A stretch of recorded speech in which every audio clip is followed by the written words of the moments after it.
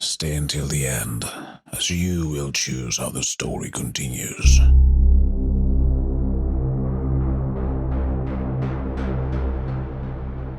It has been 3 days since the outbreak has begun. Sarah had managed to avoid being beaten and infected by the virus.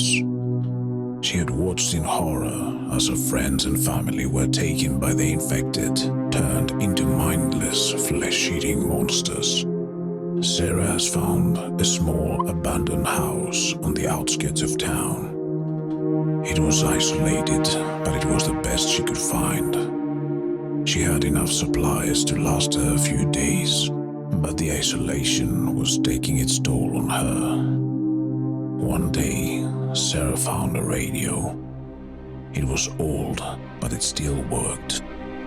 She turned it on and was greeted by static. She was about to turn it off when she heard a voice. Is anyone there? This is the National Guard. We're here to rescue survivors. If you can hear this, please respond. Sarah responding, telling them her location and begging for rescue. The National Guard told her that they would be there within few hours.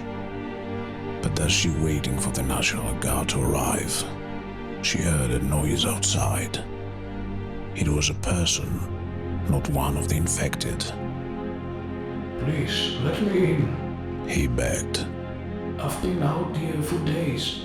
I haven't seen anyone since this started. Sarah hesitated. She didn't know this man. He could be dangerous, but she couldn't leave him outside. Not when she knew what it was like to be alone.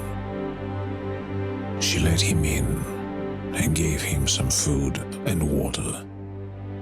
The man told her his name was James. He had been with a group of survivors, but they had been attacked by the infected. He was the only one who had made it out alive. Sarah listened to his story, and she realized that he was just like her. He was trying to survive in this new world, just like she was. They talked for hours, sharing their fear and their hopes for the future. And then the National Guard arrived. Sarah explained to James about the radio and invited him to come with her. But he didn't want to follow, as he heard rumors that the National Guard was aggressive and not helpful at all to survivors.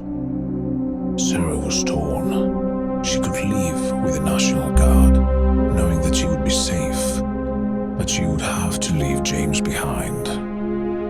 Or she could stay with the man, knowing that they could survive together, but they would be on their own. What should Sarah do?